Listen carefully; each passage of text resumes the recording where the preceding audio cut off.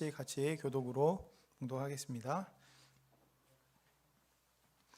백성 사이에서 유다인 동포를 원망하는 소리가 크게 일고 있다. 부인들이 더 아우성이다.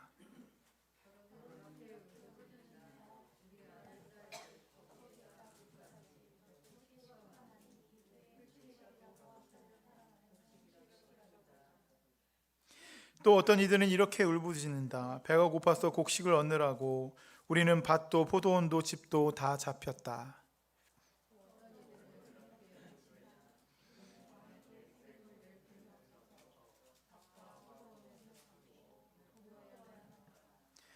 또 더러는 이렇게 탄식한다. 우리의 몸이라고 해서 유다인 동포들의 몸과 무엇이 다르냐? 우리의 자식이라고 해서 그들의 자식과 무엇이 다르단 말이냐? 그런데도 우리가 아들, 딸을 종으로 팔아야 하다니 우리의 딸 가운데는 벌써 노예가 된 아이들도 있는데 밭과 포도원이 다 남의 것이 되어서 우리는 어떻게 손을 쓸 수도 없다.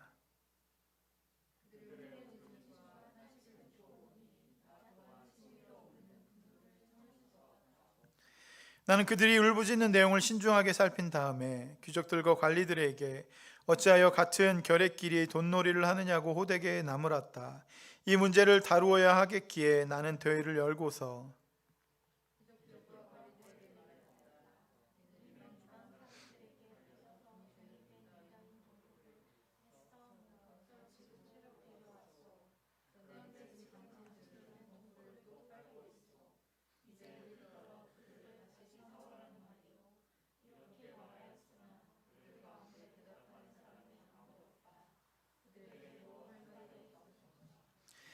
내가 말을 계속하였다. 당신들이 한 처사는 옳지 않습니다. 이방 원수들에게 웃음거리가 되지 않으려거든 하나님을 두려워하면서 살아야 합니다. 그리고 내 아랫 사람들도 백성에게 돈과 곡식을 구워주고 있습니다. 제발 이제부터는 백성에게서 이자 받는 것을 그만둡시다. 아멘. 자기의 인생을 자기 자신이 컨트롤하는 것은 어찌 보면 너무나도 당연한 것 같습니다. 하지만 인생은 우리가 영향을 받을 뿐만이 아니라 우리가 다른 사람에게도 영향을 준다라고 하는 것입니다. 다른 사람 그리고 다른 어떠한 것에 우리는 영향을 받고 삽니다. 다시 말씀드리면 내 인생이 내가 컨트롤하는 것 같이 우리가 생각을 하지만 그렇지만 우리는 다른 인생 가운데 영향을 받고 또 다른 사람에게도 영향을 주는 그런 존재라고 하는 것입니다. 예를 들면 인생의 가치가 돈에 있다고 생각하는 그런 사람이 인생을 돈을 위해서 살면서 여러분 주위의 다른 사람을 소중하게 또 존중하면서 살지 않습니다. 돈을 위해서라면 무엇이든지 해도 된다고 생각하는 그런 마음이 있기도 합니다. 여러분 그렇다면 이런 사람들은 자기의 인생이 돈에 의해서 컨트롤 된다라고 그렇게 이야기할 수 있지 않습니까? 또 요즘 우리가 많이 듣는 이야기 중에 가스라이팅이라고 하는 그 이야기를 들어본 적이 있으셨을 것입니다. 한 사람이 다른 사람의 그런 행동과 말을 컨트롤해서 그 사람의 인생에 적극적으로 개입하는 것입니다. 이것을 사전에 찾아보니까 심리학적인 조작을 통해서 타인의 마음에 스스로에 대한 의심을 불러일으켜서 현실감과 판단력을 잃게 만듦으로써 그 사람을 정신적으로 황폐화시키는 것, 그리고 그 사람에게 지배력을 행사해서 결국 그 사람을 파국으로 몰아가는 것을 의미하는 그런 심리학적 용어다라고 그렇게 정의하고 있습니다. 다른 사람에게 영향을 받는 것, 이것은 죄가 아닙니다. 근데 나쁜 영향력이 자신을 컨트롤하게 만들고 그리고 컨트롤하게 그냥 가만히 냅두고 죄의 방향성으로 끌려가면서 그것을 그대로 그냥 놔두는 것, 여러분 이것은 너무나도 큰 잘못이 아니겠습니까? 분명하게 우리가 영향을 받고 그 영향 때문에 잘못된 길로 가고 있다고 하면 우리의 모습을 보고 우리에게 있는 그 영향력을 내어버리는 것이 굉장히 중요하다라고 하는 의미입니다.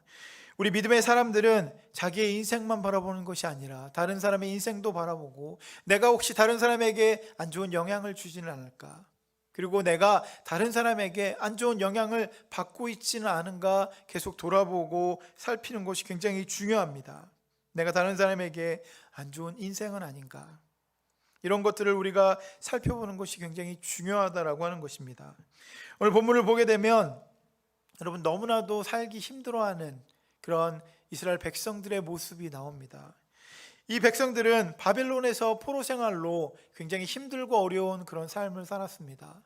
포로 생활이 얼마나 힘들겠습니까? 힘들고 어려운 그 삶을 이제 청산하고 다시 자기의 나라로 돌아왔습니다. 자기의 나라로 돌아왔지만 여전히 자신들을 힘들게 하는 그런 상황과 사람들이 존재하는 것입니다.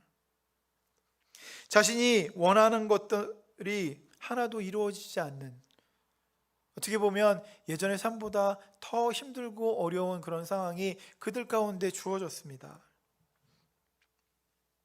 그래서 오늘 본문 1절을 보게 되면 원망하는 소리가 크게 일고 있다, 그렇게 기록하고 있습니다. 민족 간의 갈등으로 그들은 고통을 받고 있고 힘들어서 크게 소리를 짓고 울고 울부짖고 있는 모습이 바로 그 모습입니다. 울면서 이제 우리가 죽게 생겼다라고 원망하고 탄식하는 것이 바로 그들의 모습입니다. 그들이 그토록 원했던 포로 귀환이었지만, 노예 생활을 청산하고 식민지 생활을 청산하고 왔지만, 여러분, 포로 시절보다 더 나아진 것이 별로 없습니다. 오히려 경제적으로 더 궁핍한 삶을 살게 되고, 그런데 그 모든 이유들이 사실은 같은 민족에 의해서 이루어지고 있다라고 하는 그 사실이 그들을 더 힘들게 만들고 있습니다.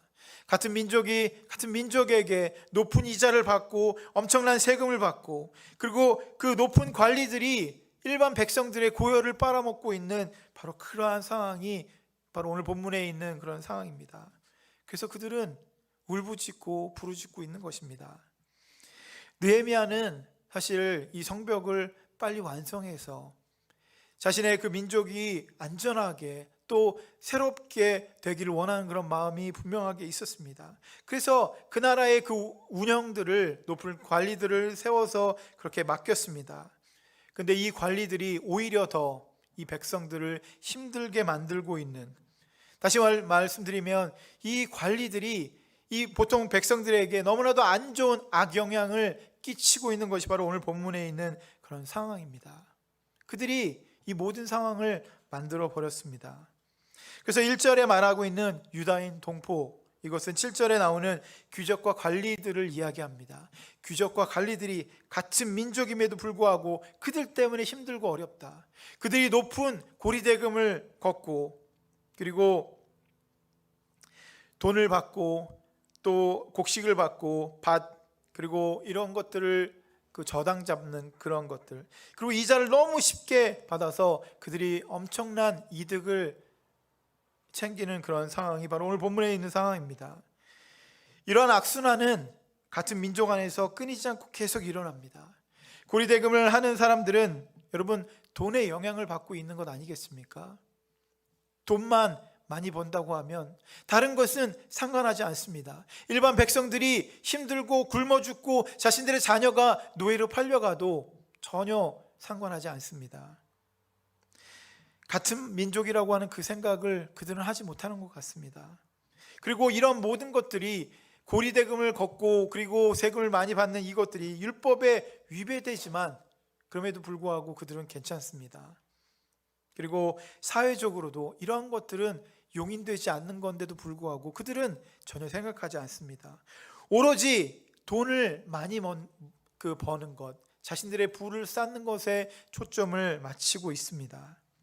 자신만 알고 돈의 노예가 되어서 돈에 의해서 컨트롤되고 있는 그런 것들, 그래서 많은 사람들이 고통스러워하고 울부짖는 그런 사람들을 그들이 만들어내어 버렸습니다. 그래서 그들은 힘들어하고 원망하고 울부짖는 것입니다. 2절부터 4절에 나오는 그런 불평은 모두 이 빚과 연관된 그러한 불평들입니다.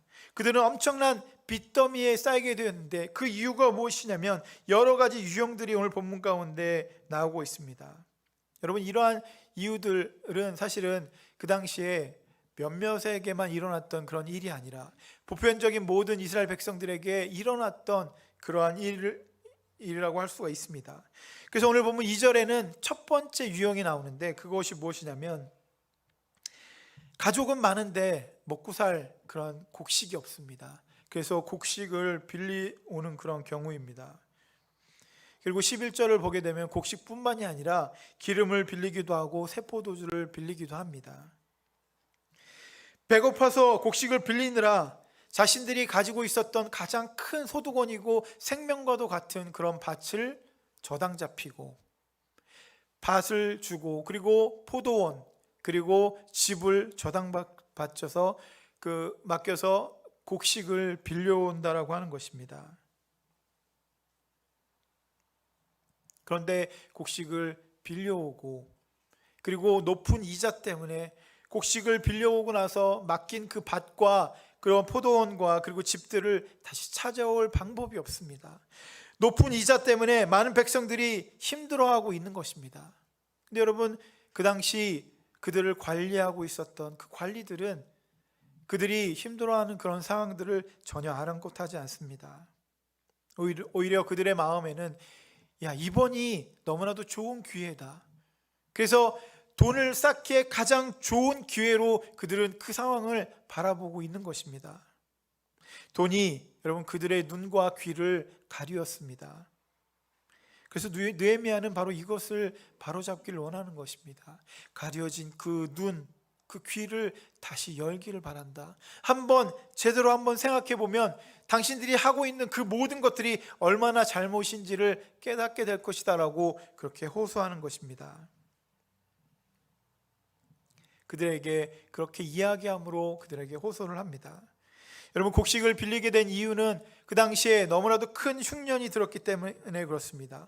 제대로 된 곡식을 얻을 수 없었기 때문에 굶어 죽을 수 없어서 그들이 곡식을 빌린 것입니다. 그런데 돈을 많이 갖고 있었던 그 당시에 그 관리들과 높은 그 계층의 사람들은 자신들이 먹고 남는 것들 중에 너무나도 많은 것들을 빌려주고 그리고 너무 높은 그 이자를 받을 수가 있었던 것입니다. 그리고 거기에 플러스 그들이 꼭 내야 될 그 세금을 그들이 내어야만 했습니다. 당시에 세금이 엄청나게 다른 해보다 많았던 것은 아니었지만 흉년이 들면서 그들은 그 작은 그 원래 냈던 그 세금도 낼 수가 없는 그런 상황에까지 처하게 됩니다. 오늘날 우리도 코로나19로 인해서 각 나라에 있는 정부가 일반 백성들이 힘들어하고 있는 그것들을 알고 그 나라도 힘들지만 그 모든 것들을 해서 그 기금을 만들고 그래도 조금이나마 그 힘들고 어려운 것들을 도와주기 위해서 많은 돈을 지출하는 것들을 봅니다. 정부가 재정의 압박을 받더라도 일반 시민들의 그 어려움들을 조금이나마 그렇게 해소하고 싶어서 그런 것들을 하는 그런 상황.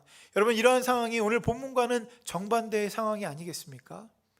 그 백성들이 어떻게 살든 죽던 노예를 팔려가든 그들이 울던 울부짖든 그런 거 전혀 상관하지 않고 자신의 돈만 생각하는 정반대의 상황인 것입니다. 근데 여러분, 오늘날도 마찬가지로 이 돈의 영향력은 너무나도 큽니다. 이 돈의 영향력이 너무나도 커서 미국에 있는 어떤 사람은 정부에 그 가짜로 서류를 내고 자신들이 그 회사를 운영한다라고 그렇게 가짜 서류를 내고 스포츠카, 너무나도 비싼 스포츠카를 3대나 사고 너무나도 좋은 집에서 그렇게 호화호식을 하는, 정부가 보통 사람들을 살리기 위해서 주는 그 돈을 자신이 착복해서 그렇게 호화로운 모습을 살고 그리고 결국 그것이 적발되어서 감옥에 가는 그런 일들이 있었습니다. 근데 그 사람 한 명만 있었던 것이 아니라 미국에 너무나도 많은 사람들이 이렇게 정부의 돈을 자기들이 그렇게 받아 챙기는, 사람들이 힘들어하는 것, 사람들이 어려워하는 것, 그런 것이 눈에 들어온 것이 아니라 이번 기회를 통해서 나라를 속이고 다른 사람을 속여서 내가 그 돈을 가져야 되겠다라고 하는 그 돈의 영향력이 그들 가운데 있지 않았습니까? 그래서 우리 캐나다에서도 에어 캐나다가 재정적인 어려움을 겪게 되니까 여러분 59억 달러라고 하는 엄청나게 큰 돈을 그 회사에 이렇게 줍니다. 지원해 줍니다. 근데 여러분, 그 에어 캐나다가 그 돈을 가지고 그 해고되었던 그 노동자들을 다시 복직시키고 그리고 밀렸던 그 임금을 다시 준 그것이 아니라, 여러분, 그 돈을 가지고 $10,000가 넘는 그 돈을 일부에 있는 그 고위 높은 그 간부에게 보너스로 지급했다라고 하는 사실이 밝혀졌습니다. 그래서 정부에서 너무나도 크게 놀라고 이것은 말도 안 된다라고 그렇게 이야기합니다. 여러분, 다른 사람이 힘들어하든 다른 사람이 어려워하든 나라가 망해가고 있든 그런 거 상관 안 하고 돈이면 모든 것이 해결되는, 여러분, 그러한 영향력이 우리 가운데 얼마나 있는 것입니까? 모두가 힘든데 함께 그 어려움에 우리가 동참하고 함께 살 그런 생각을 하는 것이 아니라, 이 모든 상황들을 함께 극복하려고 하는 그런 마음보다 자기만 괜찮으면 돼, 자기만 돈을 많이 얻으면 돼 라고 하는 오히려 그런 나쁜 그런 생각들로 그것을 기회로 생각하는 그런 사람들이 있었다라고 하는 것입니다. 오늘 본문에도 이 관리들은 백성들의 그 어려움들, 그 상황들을 전혀 고려하지 않고 이때가 기회라고 생각하고 세금을 걷고 이자를 많이 받고, 그리고 그들의 생명과도 같은 밭을 빼앗고 포도원을 빼앗고 그리고 집을 빼앗아서 그들이 더 이상 살 곳이 없게 만들고, 그래서 그 자녀들까지도 노예로 잡아가는, 그리고 그들마저도 노예로 팔려가게 되는 그러한 일들이 일어나고 있었다라고 하는 것입니다. 그래서 그 당시의 사람들이 울며 탄식하면서 이렇게 이야기하는 것입니다. 오늘 보면 5절에 그렇게 탄식하면서 이야기합니다. 우리의 몸이라고 해서 유다인 동포들의 몸과 무엇이 다르냐? 우리의 자식이라고 해서 그들의 자식과 무엇이 다르단 말이냐? 그런데도 우리가 아들, 딸들을 종으로 팔아야 하다니, 우리의 딸들 가운데 벌써 노예가 된 아이들도 있는데 밭과 포도원이 다 남의 것이 되어서 우리는 어떻게 손을 쓸 수도 없다라고 그렇게 탄식하고 있는 것입니다. 여러분, 이것은 최고의 극단적인 상황이 그들 가운데 주어진 것입니다. 이러한 극단적인 상황에서 이렇게 이 모든 것들 만든 것이 바로 당신들이다라고 그렇게 울부짖고 탄식하고 있는 것입니다. 같은 민족인데 어떻게 같은 동포에게 이렇게 할 수 있느냐라고 원망하고 있는 것입니다. 여러분, 이민 와서 오래 살다 보니까 가장 많이 듣는 이야기가 어떤 것이냐면, 이민 와서는 한국 사람을 조심해야 된다, 이런 이야기들을 아마 여러분들도 들어봤을지도 모르겠습니다. 여러분, 근데 그 말은 사실 틀린 말입니다. 왜냐하면 이민을 우리가 오기는 했지만 우리가 이 캐나다 주류 사회에서 적응하고 캐나다 사람들처럼 캐나다 사람인 것처럼 그렇게 우리가 이 땅에서 살 수 있습니까? 그렇게 사는 사람은 몇 프로 되지 않는 것 같습니다. 오히려 우리가 이곳에서 언어가 틀리고 그리고 문화가 틀리고, 그래서 힘들고 어렵고 서로의 그 다름이 분명하게 있기 때문에 이런 것들이 잘 조화가 되지 않습니다. 그래서 캐나다의 삶은 사실 사고방식과 여러 가지의 그 차이들, 이런 것들을 서로 존중하고 함께 우리가 이곳에서 살 뿐이지, 실제로 우리는 같은 민족, 같은 사람들끼리 그렇게 살 수밖에 없는 것입니다. 그렇기 때문에 우리가 어찌되었든 이민 와서 이곳에서 한인들과 함께 살아야만 하는 것 아니겠습니까? 그렇지 않으면 우리는 아마 이곳에서 굉장히 힘들고 외롭고 어려운 외톨이가 되기 쉽습니다. 그렇기 때문에 우리가 이 좁은 한인 사회에서 어떻게 살아야 되는지를 항상 생각해 봐야 될 것입니다. 내가 다른 사람에게 어떤 영향을 주고 내가 어떤 영향들을 받고 있는지. 여러분, 어찌 보면 이민 와서 한국 사람을 제일 조심해야 된다라고 하는 그 이야기가 나온 그 배경은, 사실은 많은 사람들이 이곳에 와서도 자신의 안위, 자신의 돈, 자신의 이익만 생각하고 다른 사람들을 생각하지 않았기 때문이 아니겠습니까?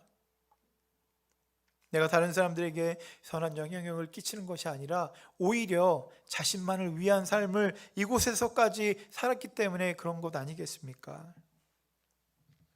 우리는 우리의 차이들을 인정하고 서로를 존중하고 힘들고 어려운 그 모든 것들을 함께 극복하고 함께 손을 잡고 함께 살아야 하는 그런 운명 공동체가 아니겠습니까? 조금 다른 환경에서 우리가 살고 있기 때문에 우리는 서로를 더 존중하고 배려하며 함께 사는 것, 이것이 바로 우리에게 너무나도 좋은 것입니다. 본문에서도 이 느헤미야가 그것을 호소하고 있는 것입니다. 우리가 한 민족인데 같은 민족으로서 우리가 어떻게 이렇게 같은 동포들에게 매정할 수 있는가? 지금 어떤 것들 때문에 이들이 이렇게 힘들어하고 있는지를 한번 보라고 그렇게 호소합니다. 근데 이 호소하기에 앞서 오늘 보면 6절을 보게 되면 느헤미야는 이러한 모든 상황 가운데 분노하는 것을 볼 수 있습니다. 6절, 그들의 울부짖음과 탄식을 듣고 보니 나 또한 치밀어 오르는 분노를 참을 수가 없다. 느헤미야는 치밀어 오는 분노를 참을 수 없다고 그렇게 기록합니다. 그들의 울부짖음과 탄식을 듣고 보니까 부자들의 그 가난한 자들에 대한 경제적인 그런 가혹행위, 고리대금, 세금, 이런 모든 것들, 그리고 재산과 자녀들을 노예로 삼는 이런 모든 것들, 여러분, 이런 모든 것들 때문에 느헤미야가 엄청나게 분노하는 것입니다. 지난번에도 우리가 말씀을 통해서 나누었던 것처럼 이 산발랏 일당이 이 느헤미야의 성벽 재건을 방해하고 그것을 못하게 만들지 않습니까? 산발랏 일당이 이스라엘 백성들의 성벽 쌓는 것들을 방해했을 때 가졌던 동일한 마음을 이 느헤미야가 갖습니다. 느헤미야의 마음이 여러분 어떻겠습니까? 밖으로 많은 사람들이 비웃고 조롱하고 자신을 죽이려고까지 하고 그 성벽을 짓는 것을 못하게 방해하는 그런 상황 가운데 안으로 성벽 재건을 위해서 관리를 세워놓고 왕을 세워놨더니 그들이 오히려 백성들을 힘들게 하고 그들이 힘들고 어려운 상황 가운데 빠지는 이런 모든 것들, 느헤미야는 그것에 분노한 것입니다. 실제로 이 느헤미야는 온유한 인물입니다.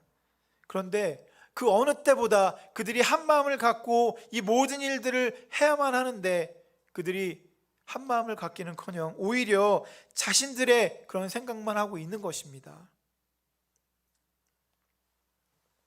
함께 힘을 합쳐도 모자랄 텐데 앞에서는 산발랏 일당이 방해를 하고 안에서는 이 관리들이 일반 백성들을 힘들게 만드는 이런 모든 일들이 이루어질 때 여러분, 이것을 총체적인 난국, 힘이 빠지는 그런 상황이 아니겠습니까? 무언가 해보려고 하는데 자꾸 힘들게 합니다. 뭐 하나 되는 것이 없습니다. 뭐 하나 되는 것이 없다고 하면 우리는 주로 이렇게 생각하지 않습니까? 아, 이것은 안 되려고 하나 보다, 이렇게 생각하지 않습니까? 대부분의 사람들은 사실 이렇게 감정이 무너져 버리게 되면 잘못된 영향을 받아서 잘못된 행동을 하게 되는 것을 볼 수 있습니다. 어떤 사람들은 이렇게 모든 것이 어긋나고 모든 것이 안 된다고 해서 극단적으로 스스로 생을 마감하는 그런 사람들도 있지 않습니까? 아니면 심각한 죄를 꺼리낌 없이, 아무 꺼리낌 없이 그냥 짓는 그런 일들이 일어나지도 않습니까? 어떤 사람들은 이러한 것들을 머피의 법칙이라고도 그렇게 이야기를 합니다. 일이 제대로 되는 것이 하나도 없고 계속 꼬이기만 하는 그런 경우를 이야기합니다. 이러한 상황에서 사람들은 여러분 감정이 폭발하지 않습니까? 잘못된 선택을 하지 않습니까? 감정이 폭발해서 잘못된 선택을 하기도 하고 잘못된 행동을 하기도 하고 잘못된 말들을 하는 경우들이 얼마나 많이 있습니까? 저도 목회자지만 이 감정이 폭발할 때는 입에서 나오지 말아야 될 그런 말들이 나오기도 하고 그런 행동을 하기도 합니다. 나중에 후회하긴 하지만 어쨌든 이 감정이 폭발할 때 여러분 분노하고 그것에 폭발하고 잘못된 선택을 하는 것들을 보게 되는데 오늘 본문에 이 느헤미야는 잘못된 그런 선택을 하지 않고 오히려 이 모든 문제들을 해결하는 데 초점을 맞춥니다. 잘못된 상황들, 잘못된 사람들, 그 모든 악 영향 가운데 그것에 영향을 받지 않고 오히려 이 모든 문제를 해결하려고 하는 그 느헤미야의 멋진 모습이 나오고 있는 것입니다. 그래서 오늘 본문 7절을 보게 되면 나는 그들이 울부짖는 내용을 신중하게 살핀 다음에 귀족들과 관리들에게 어찌하여 같은 결의끼리 돈놀이를 하느냐고 호되게 나무랐다. 이 문제를 다루어야 하겠기에 나는 대회를 열고서. 여러분, 이렇게 감정이 올라오고 폭발할 수밖에 없는 이런 상황 가운데 비록 이 느헤미야가 분노했지만 그럼에도 불구하고 그는 그 사람들에게 가서 그들의 어려움들을 듣고 이 문제를 어떻게 해결할까를 연구했다라고 하는 사실입니다. 느헤미야는 폭발하지 않고 그것에 영향을 받지 않고 그것을 잘 듣고 이 문제를 어떻게 할 수 있을까 그렇게 연구합니다. 그리고 사람들을 불러서 이렇게 그들의 마음 가운데 이야기를 하고 있는 것입니다.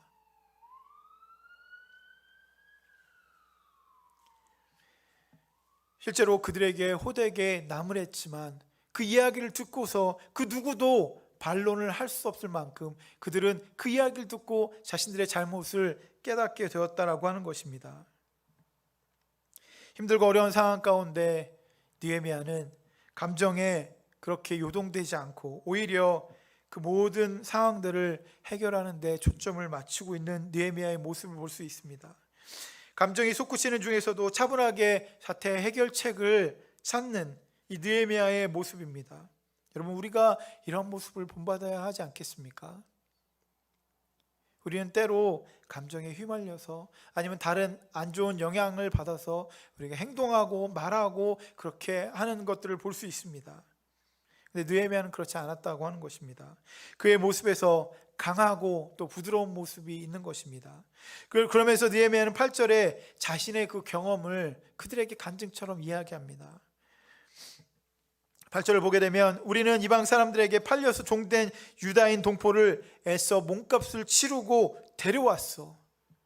그런데 지금 당신들의 동포를 또 팔고 있어. 이제 우리더러 그들을 다시 사오라는 말이요. 이렇게 말하였으나 그들 가운데 대답하는 사람이 없었다.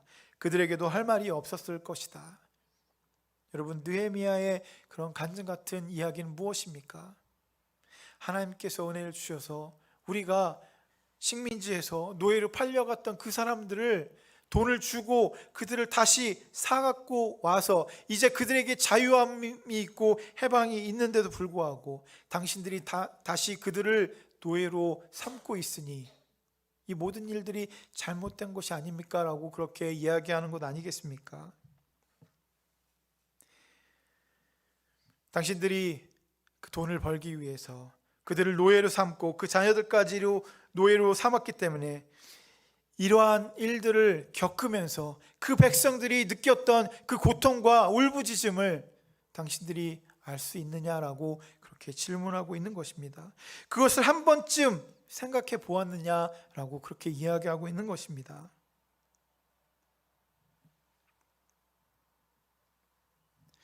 여러분, 이렇게 이야기하는 그 느헤미야의 말에 모두가 수긍을 합니다. 느헤미야는 그 관리들에게 긍정적인 영향력을 주고 있는 것입니다. 그는 여러 가지 일들이 꼬여서 안 되는 그런 상황 가운데 산발락과 그 일당들이 느헤미야를 공격하고 방해할 때, 그리고 관리들이 자신들이 맡은 일들을 하지 않고 너무나도 잘못된 그런 일들을 할 때, 많은 백성들이 사람들 가운데 그렇게 울부짖고 탄식하고 어려워하는 상황 가운데 느헤미야는 그들에게 오히려 선한 영향력을 주는 그런 모습이 등장하고 있는 것입니다. 느헤미야의 이 말은 그들이 그들의 잘못을 스스로 깨닫게 만들고 그들에게 있었던 닫혀진 눈과 닫혀진 귀가 열리고 그들의 생각이 바뀌게 만들었습니다. 그래서 느헤미야는 9절과 10절에 그들의 잘못을 지적하면서 이제부터라도 모든 잘못된 것을 그만두라고 그렇게 선포합니다. 여러분, 이것은 그 관리들에게 그리고 오늘날 우리에게 동일하게 말씀하고 있는 것입니다. 우리는 우리의 모습을 스스로 돌아보면서 우리가 혹시 잘못된 영향 가운데 그것에 빠져서 그런 일들을 하는 것이 있는가? 아니면 내가 다른 사람에게 안 좋은 영향력을 끼치고 있는 것은 없는가? 나를 바라보고 다른 사람을 바라보라고 그렇게 말씀해 주고 있는 것 아니겠습니까? 우리가 나를 바라보고 다른 사람을 바라볼 때 우리는 우리에게 있는 이런 잘못된 것들을 다 끊어버리고 그만두는 것이 우리에게 필요하다라고 하는 사실입니다. 그리고 우리가 이 느헤미야처럼 다른 사람에게 선한 영향력을 끼칠 수 있는 그런 사람들이 되어야 되지 않겠습니까? 주님께서 우리에게 원하는 삶은 바로 이것입니다.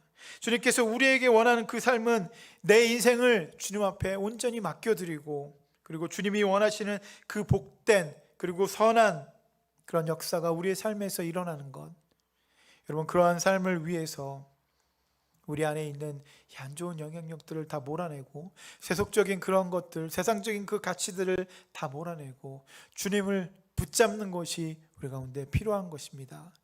그래서 우리 인생의 주인이 주님이 되어주시는 것, 내가 주님만 따라가고 주님의 영향력 가운데 나도 다른 사람에게 이러한 영향력을 끼칠 수 있는 사람이 되는 것. 여러분, 오늘 본문을 통해서 느헤미야는 바로 우리에게 그것을 보여주고 있습니다. 우리의 삶에 바로 그러한 삶을 사는 저와 여러분 모두가 되었으면 좋겠습니다. 그래서 주님이 원래 우리에게 주시고자 했던 그런 은혜와 복된 삶이 저와 여러분 모두에게 충만하게 임하기를 예수님의 이름으로 축원합니다. 우리 함께 같이 기도하겠습니다.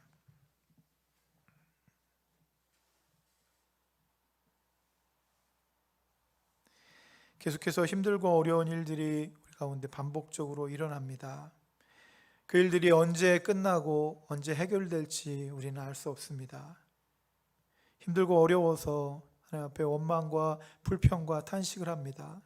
주님, 그러나 우리가 우리의 모습을 먼저 바라보게 허락하여 주시고, 혹시 나의 삶 가운데, 나의 인생 가운데 잘못된 영향력이 나를 이끌고 나를 컨트롤하고 있는지 그것을 살필 수 있도록 인도하여 주시옵소서. 그리고 우리가 선한 영향력을 끼칠 수 있는 그런 사람이 되게 허락하여 주시옵소서. 그 당시에 있는 관리들이 깨달은 것처럼 우리 모두가 깨닫고 느헤미야처럼 그런 선한 영향력을 줄 수 있는 사람들로 우리 모두를 삼아 주시옵소서. 주님께서 꼭 그렇게 우리를 붙잡아 주실 줄 믿사오며 우리를 살리신 예수님의 이름으로 간절히 기도드렸습니다. 네. 우리 함께 마지막 찬양하겠습니다.